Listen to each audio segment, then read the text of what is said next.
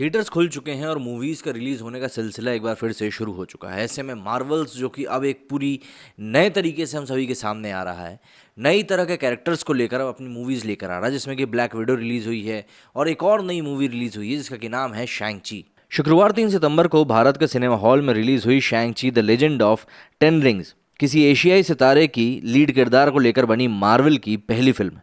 Marvel comics के fans बखूबी जानते हैं कि शैंग-ची कौन है, लेकिन वे इस बात से नावाकिफ हैं कि उसका बीता हुआ कल कैसा था। मार्वल द्वारा इस किरदार पर बनी पहली फिल्म में शैंग-ची के अतीत को दर्शाया गया है और कहानी का ये पहलू मार्वल किरदार के दीवानों के लिए दिलचस्प साबित होता है। कोरोना की दूसरी लहर के बाद खुले थिएटर्स में बेल बॉटम और चेहरे जैसी बड़ी स्टारकास्ट वाली हिंदी फिल्मों के बाद शैंग-ची and the legend of the ten rings का प्रदर्शन सुपर हीरो के प्रेमियों के लिए खुशी की लहर लेकर आया है। ये फिल्म भारत में अंग्रेजी, हिंदी, तेलुगु, तमिल और कन्नड़ जैसी 4 भाषाओं में टोटल रिलीज हुई है। कहानी की बात करें तो फिल्म की कहानी अतीत में रिश्तों के उन तानों बानों को दर्शाती है जो दुख और दर्द को लपेटे हुए हैं। हालांकि कहानी की शुरुआत 2 मस्तमौला दोस्तों सीन और कैटी की नोकझोंक से शुरू होती है।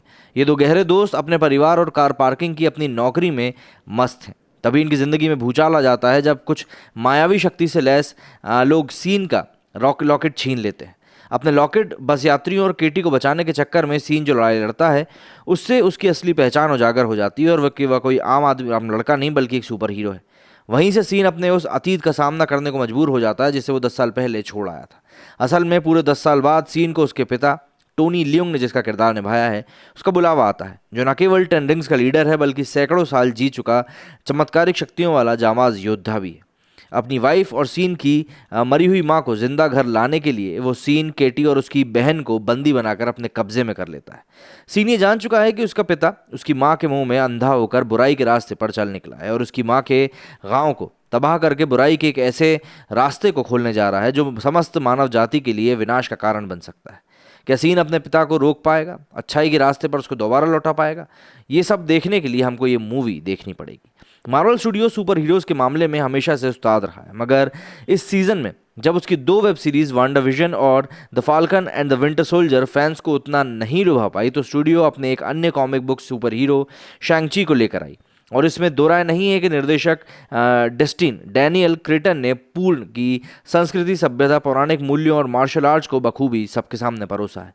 बाप बेटे के रिश्तों का द्वंद्व MCU मतलब मार्वल्स कॉमिक यूनिवर्स की फिल्मों का सेंट्रल पॉइंट होता है और यहाँ भी उसे ही भुनाया गया है।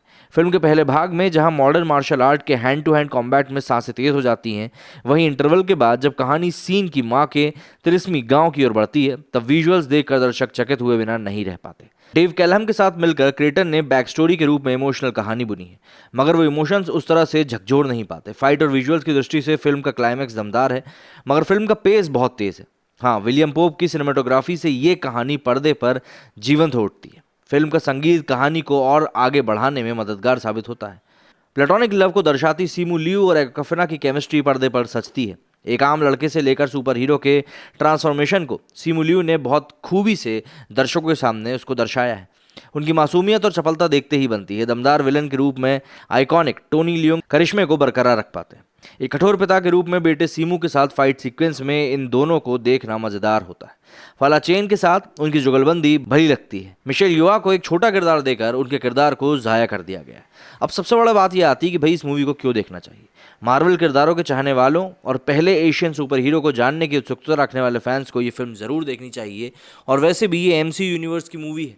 इस मूवी में आपको अच्छे ग्राफिक्स तो देखने को मिलेंगे ही और साथ ही साथ आपको हो सकता है एक नई कहानी की शुरुआत भी देखने को मिल जाए, क्योंकि हम ये जानते हैं कि भाई मार्वल जो अपनी मूवीज़ बनाते हैं उसमें कहीं ना कहीं एक दूसरी मूवी से लिंक ज़रूर होता है। ऐसे में आपने अगर ये मूवी देख ली है तो आपको ये कैसी लगी मुझे कमेंट करके ज़रूर बताइएगा। मेरे इस वीडियो में फिलहाल इतना ही। जय हिंद, जय भारत।